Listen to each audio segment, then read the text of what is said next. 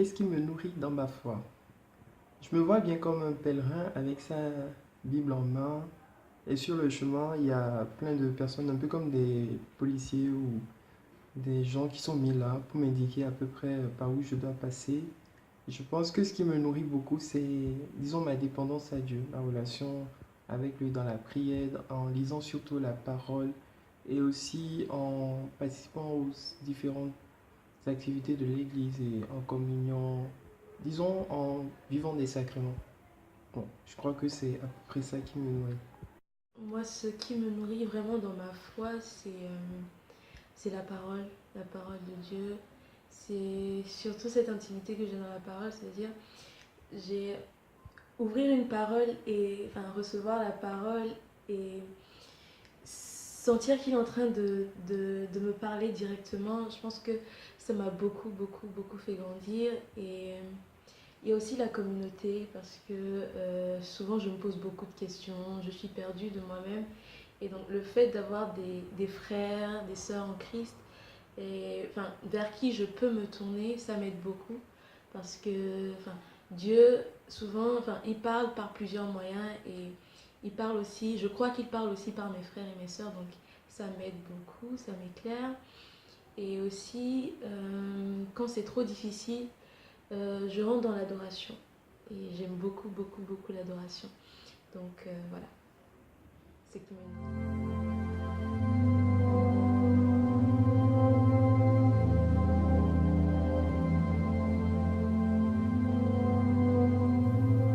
Je dirais deux choses. Ce qui me nourrit dans ma vie religieuse, c'est la contemplation et l'action.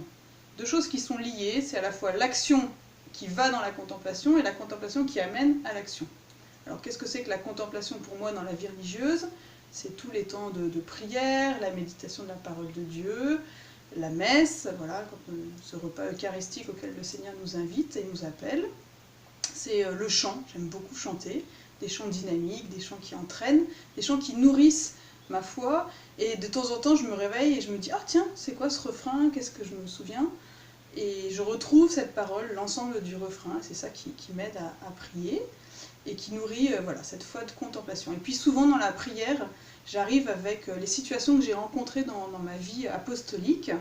Donc les sœurs de l'Assomption, nous sommes des sœurs éducatrices et vous connaissez sans doute l'école Assomption Saint-Mars-Saint-Aignan. Donc voilà, j'ai la joie dans l'action de rencontrer les élèves, de les accompagner, de cheminer avec eux dans la foi, parce qu'en fait, moi aussi, je grandis dans la réflexion du groupe de caté. J'entends des choses, j'entends des questions, je me pose des questions. Parfois, j'ai des réponses, parfois, j'ai pas de réponses, et je cherche avec vous les réponses. Voilà, donc c'est ce lien entre l'action et la contemplation, entre la contemplation et l'action. Et Marie-Eugénie a une phrase, Sainte Marie-Eugénie, notre fondatrice, elle a une phrase intéressante que je vous confie ce soir.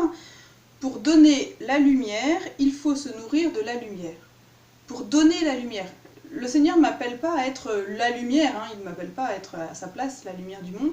Non, non, il m'appelle à donner la lumière, à donner ce qui donne vie, à donner ce qui, voilà, à me donner à travers tout ce qu'il me donne.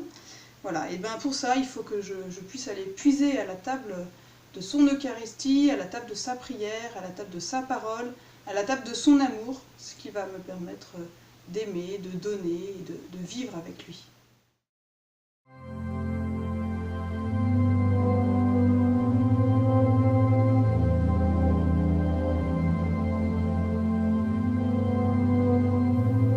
Tout simplement, pour commencer, le temps passé ensemble. On a vraiment besoin de passer beaucoup de temps ensemble. Si pendant 3 jours on ne s'assoit pas pour discuter de choses, même très simples, ça ne va pas. Et puis il y a la prière, il y a, je dirais, les classiques de la vie du chrétien, avec la prière personnelle, en couple, en famille, et puis les sacrements, la messe chaque dimanche, la parole et l'Eucharistie, et puis le sacrement du pardon, et le pardon en famille et dans le couple. On en a un petit peu parlé et on a pensé d'abord la prière parallèle. Ensuite des retraites où on y va tous les deux et là on prie côte à côte, surtout quand on a des problèmes familiaux par exemple. Et puis les échanges à table et une fois par an, on se prend une journée au moment de notre anniversaire de mariage pour se balader et aussi pour échanger un petit peu, faire un petit bilan. de notre vocation de mariage. On a 4 jeunes enfants, donc on ne les voit pas là, mais qui ont entre 4 ans et 12 ans bientôt, et tout gravite un peu autour d'eux. Donc il y a les sacrements avec la paroisse, on est sur une paroisse qui est relativement active, et bien entendu tout ce qui peut graviter autour avec le diocèse, et puis dans une mesure beaucoup plus large avec l'Église et le Saint-Père, donc avec les lectures. On lit régulièrement des journaux à caractère un petit peu catholique et puis des choses comme ça. Donc je dirais que l'essentiel gravite autour des enfants et tout ce qui peut émaner, le scoutisme aussi, voilà. Ce qui nourrit ma vocation au mariage, c'est en fait le fait de se sentir entière. En fait, bon, je me sentais entière aussi avant le mariage quand même, mais je me sens d'autant plus entière mariée. C'est-à-dire que j'ai l'impression que nous sommes tous les deux comment dire, comme une échelle qui est l'une contre l'autre, sans laquelle on tombe. Si on enlève un côté, on tombe. Voilà, moi je me sens ça. Je sens que je suis entière grâce au mariage. Et voilà, ma vocation, elle est là, d'être à côté de Luc à côté de moi, et de faire grandir notre famille. Aussi, il y a quelque chose qui me porte beaucoup, c'est la prière à Louis et Zélie Martin. J'aime beaucoup leur couple et leur message, très discret, très humble, de vie de famille, en fait, sainte. Et ça me porte beaucoup, et c'est vraiment sur eux que je les prie beaucoup pour qu'ils nous aident, voilà, qu'ils intercèdent pour nous. Les exemples d'autres couples, eh ben, ils ne se rendent même pas compte qu'ils témoignent, mais je trouve qu'il y a beaucoup à tirer quand soit des couples sans problème, c'est beau, et puis on se dit tiens, hein, ou au contraire, quand ils sont en plein souci et qu'ils arrivent quand même, ils gardent tout à fait leur dignité, leur attention l'un à l'autre. Je trouve ça tellement formidable que, ben oui, on se dit, bon, il faut essayer de faire pareil. Enfin, essayer, j'ai bien dit essayer. Bien sûr, c'est l'amour que nous nous portons l'un pour l'autre, voilà, qui nous aide, qui nous donne de l'amour pour nos enfants. On sème en eux la foi par la prière quotidienne, et les voir grandir, leur âme nous fait grandir nous aussi dans la foi. On chemine avec eux. Moi, la première chose qui me vient à l'esprit, c'est le Christ. C'est le Christ parce que tout au long de ce qui se passe dans notre vie, que ce soit les joies et les peines, tout revient au Christ. C'est vraiment à lui qu'on va se ressourcer.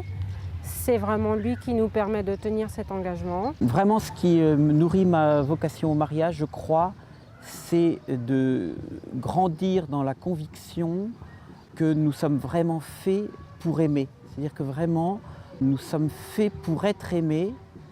Dieu nous aime, nous sommes infiniment aimables, malgré nos défauts, malgré nos imperfections, malgré notre péché. Et nous sommes faits pour aimer. Et parce que nous sommes faits à l'image de Dieu. Et vraiment, plus ça va et plus je grandis dans la conviction profonde que nous sommes faits pour aimer, et que Dieu agrée d'une certaine manière notre couple, enfin le choix que nous avons fait de nous épouser, et qu'il est là pour nous aider, vraiment qu'il est là pour nous aider à nous faire grandir sur le chemin de l'amour, qui est aussi un chemin de sainteté. J'ajouterais aussi que ce qui nous nourrit, c'est le sacrement de mariage, le jour de notre mariage. Dieu est venu nous bénir, mais aussi manifester sa présence avec nous, comme une tresse à 3 cordes. Il est avec nous tous les jours, nous accompagne dans la peine, dans la joie, et c'est super important pour nous de sentir cette présence tout au long de notre vie de couple, et aussi toutes les préparations que nous avons faites avec la communauté de Chemin Neuf, les sessions Cana en tant que fiancés, et ensuite en tant que mariés, qui nous ont beaucoup nourris de sa présence. Ce qui nous nourrit également, c'est la préparation au mariage. Nous sommes engagés depuis bientôt une dizaine d'années. Et le fait de rencontrer plein de nouveaux fiancés, ça nous redonne un petit peu de vigueur dans notre couple, et ça nous nourrit beaucoup. Une fois de temps en temps, la relecture des intentions qu'on avait rédigées pour notre mariage il y a 47 ans. Et on est bien étonné. Ah ben moi, j'ai pas été étonnée. Hein. Bon. Ben, c'est vrai.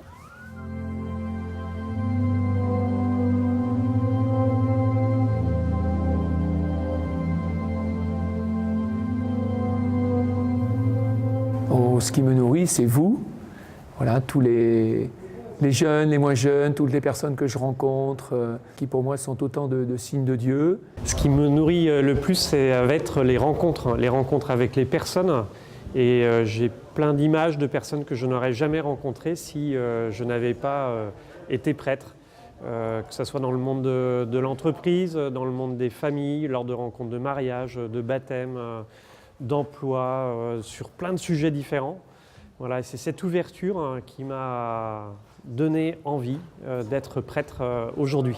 C'est dans la joie de ces rencontres que l'annonce de Jésus-Christ est importante. Voilà, parce que lorsqu'on est prêtre, eh bien, on va au cœur du plus profond du partage de la vie, de ce qui est de la peine et de la joie des gens. Et là, Jésus-Christ nous rejoint. Et il y a bien quelque chose de beau et d'ineffable, voilà, dans cette rencontre avec Jésus-Christ au milieu. Ce qui me nourrit, c'est la prière, donc notamment tous les matins quand je me lève, je vais à la chapelle de l'évêché, je prends un long temps de prière silencieuse avant que d'autres personnes me rejoignent pour la messe du matin. Voilà, et puis le soir aussi, j'essaie de prendre un temps assez long aussi de prière, donc ça me nourrit. Bien sûr, les sacrements, l'Eucharistie quotidienne, le fait aussi moi-même de recevoir le sacrement de réconciliation. Alors, lorsqu'on me demande ce qui me nourrit dans ma vocation de prêtre, je dis, puisqu'on parle de nourriture, elle doit être quotidienne, cette nourriture-là. Et cette nourriture, c'est Jésus que je rencontre dans le sacrement de l'Eucharistie, c'est Jésus que je rencontre dans l'autre frère qui participe ou pas à cette Eucharistie. Puisque si je célèbre seul ou avec le peuple, je rencontre ce frère ou cette sœur-là qui me nourrit à travers la parole de Dieu et à travers le pain eucharistique. Voilà, tout simplement. Puis après, c'est aussi d'avoir la fraternité. Moi, j'ai appartenu comme prêtre à un groupement qui s'appelle l'Institut Notre-Dame de Vie, donc la spiritualité de Sainte Thérèse de l'Enfant Jésus, et où chaque été, je peux retrouver des frères et des sœurs du monde entier, avec lesquels à la fois on prie, et puis en même temps, on a des temps de partage. C'est toujours beau d'écouter un frère du Tchad, des Philippines, du Mexique, raconter ce qu'il vit dans son ministère de prêtre, là où il est. Puis bien sûr, j'ai ma famille, frères et sœurs que je vois peut-être trop peu, mais c'est toujours une grande joie quand on peut se voir, vivre des temps familiaux ensemble. Voilà, en réalité, j'ai de la chance d'avoir aussi tous ces beaux points d'appui